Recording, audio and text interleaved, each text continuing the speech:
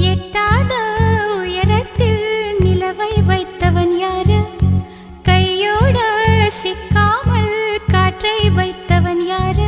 இதை எண்ணி எண்ணி இயற்கையை வியக்கிறேன். எட்டாத உயரத்தில் நிலவை வைத்தவன் யாரு? பெண்ணே